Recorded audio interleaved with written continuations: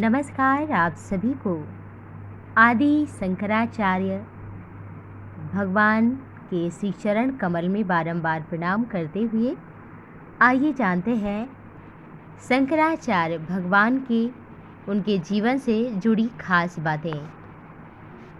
भगवान शंकराचार्य ने 4 मठ की स्थापना की थी। धार्मिक मान्यताओं के अनुसार आदि गुरु शंकराचार्य जी का जन्म बैसाख मास के शुक्ल पक्ष की पंचमी तिथि पर हुआ था।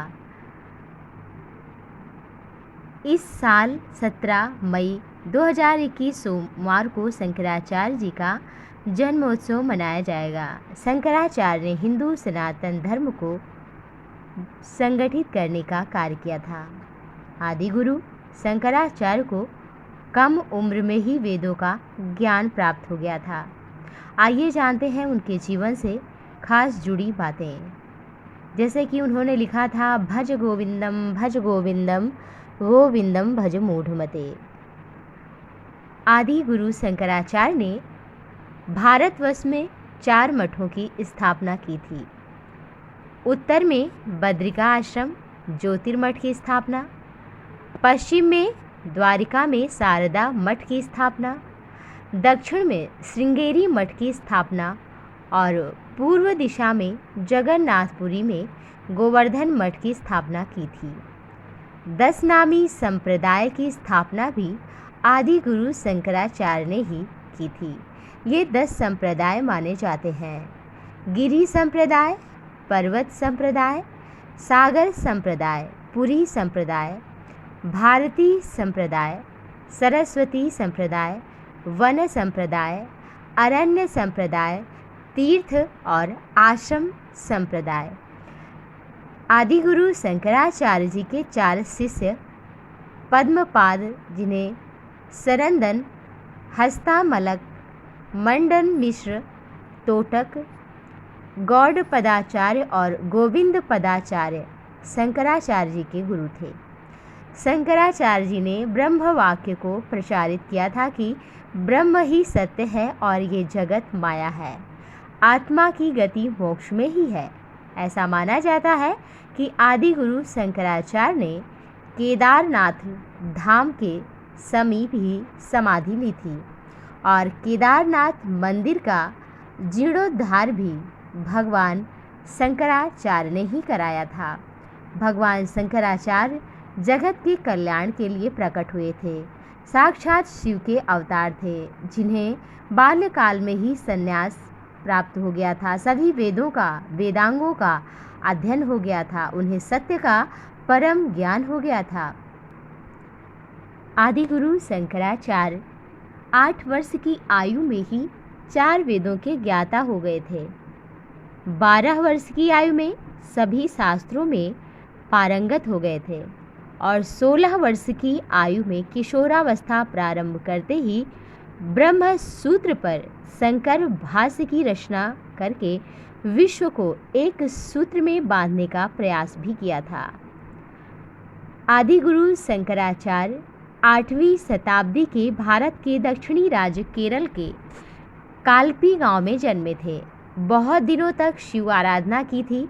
इनके माता पिता ने तब इन्हें पुत्र की प्राप्ति हुई थी, इसलिए इनका नाम शंकर रखा गया। बचपन से ही शंकराचार्य का रुझान सन्यासी जीवन में था, लेकिन अकेले पुत्र होने के कारण माँ नहीं चाहती थी कि बेटा सन्यासी बने। कहते हैं एक दिन नदी के किनारे पर मगरमच्छ ने शंकराचार्य का पकड़ लिया था पैर। वो मगरमच्छ आदि गुरु शंकराचार्य ने ही अपनी माया से प्रकट कर दिया था। तब मौके का फायदा उठाते हुए आदि गुरु शंकराचार्य ने अपनी माँ से कहा, मुझे संन्यास लेने की आज्ञा दीजिए, नहीं तो मगरमच्छ मुझे खा जाएगा। माँ तुरंत डर गई और आज्ञा दे दी।